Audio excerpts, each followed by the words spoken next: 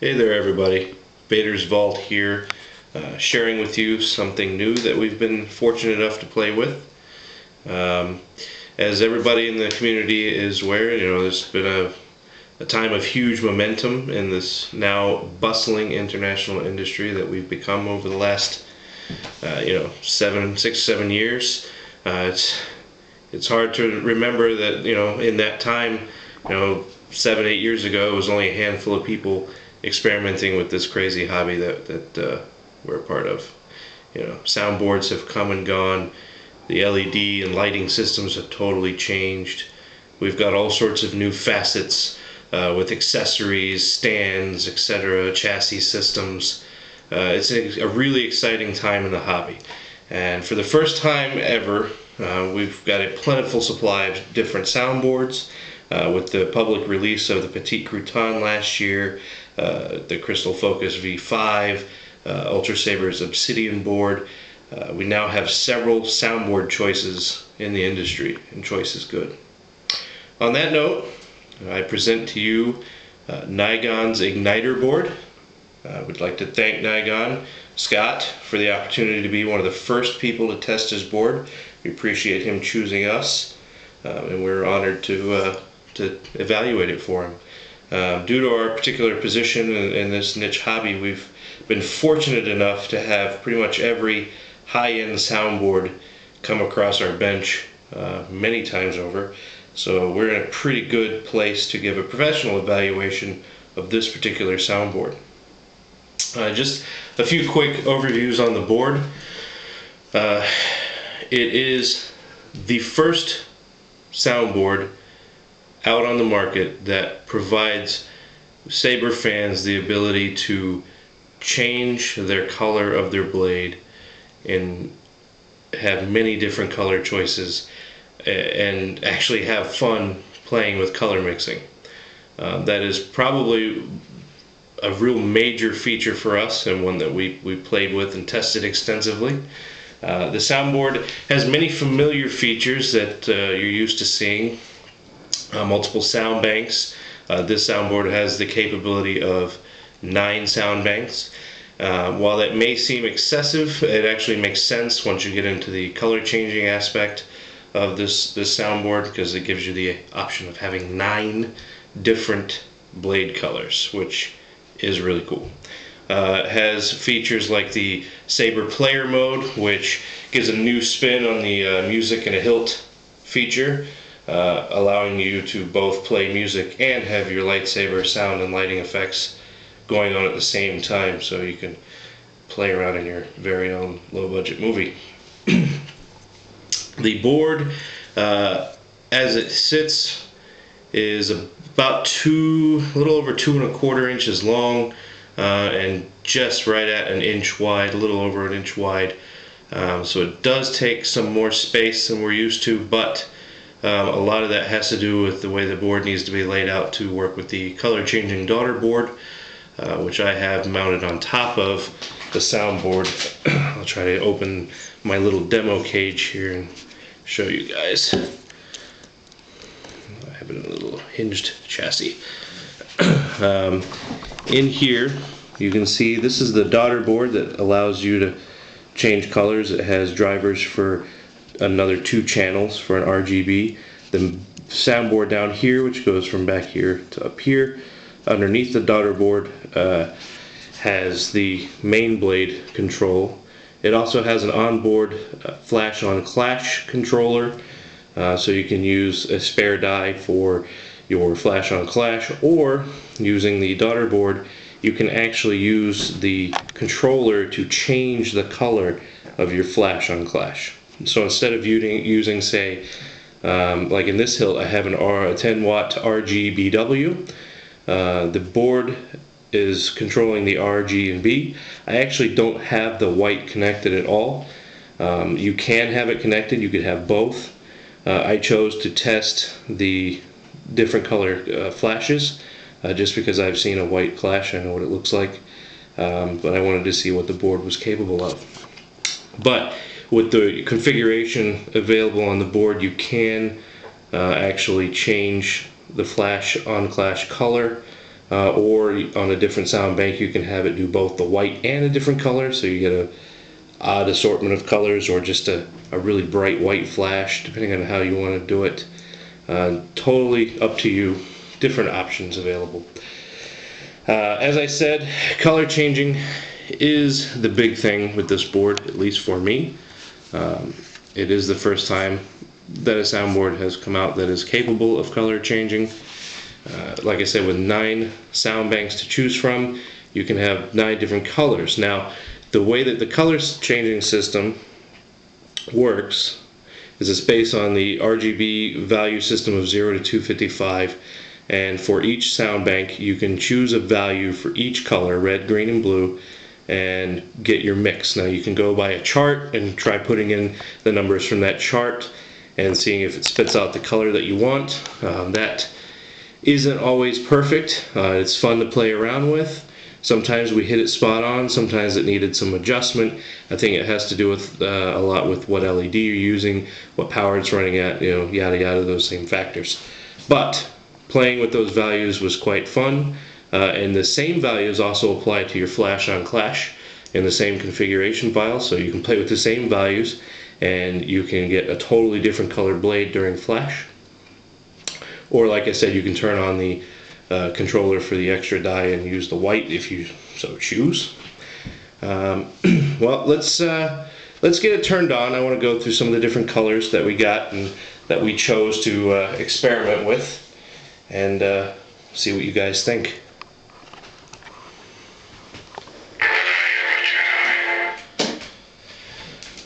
Get it in the dark here. I'm just going to quickly scroll through, show the main blade, show the flash, move on to the next. Alright, here we have a violet colored blade. A little lighter than our OSPP, but it's a color that we do like. It's pretty close to the color we get with our standard lead engine configuration. And we just have sort of a brighter purple or whitish purple flash. Alright.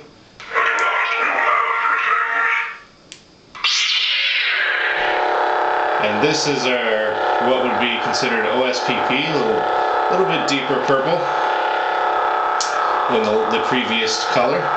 But this one we chose a cyan Clash. Very cool, totally different color flash.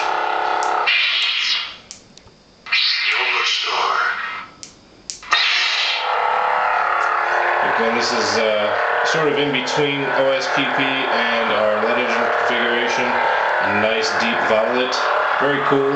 This one we went with a yellow flash. Very nice contrasting color. Hopefully that shows up on camera.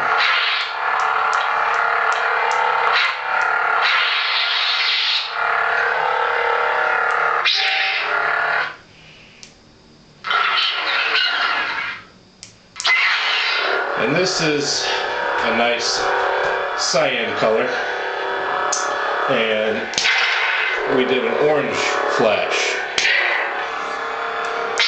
for nice contrast. Really lights up the whole room. Saber player. This is the Saber player mode. You press the button once to start the player. You press it again to start the ignition of your sound font. I've got it in a deep orange or blood orange color. It's like a red O. And a purple flash. Very cool. And all of those effects, your blade effects, go on at the same time as the Saber player itself.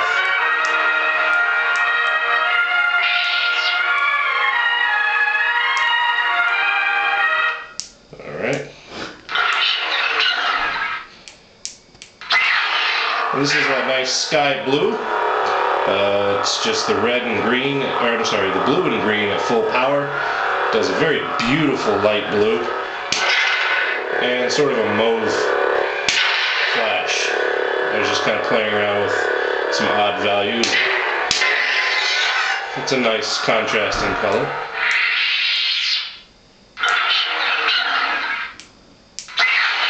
This is an awesome golden yellow color. It's a great mix. I was very impressed by the color that we got with that. And we went with like a pale bluish flat.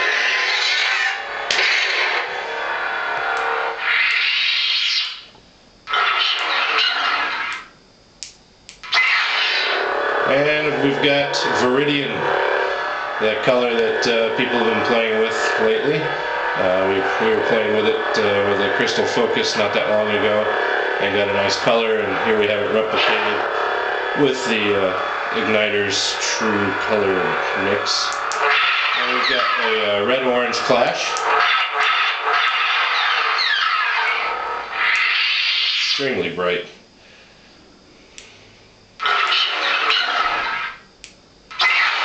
And here we have a nice deep emerald green. Just kind of playing around with different shades of green to see what we can get. Kind of reminds me of the old Luxion 3 and 5 color. Very cool color, green. Nothing fancy, but let me see what we can get. And a nice bright purple clash.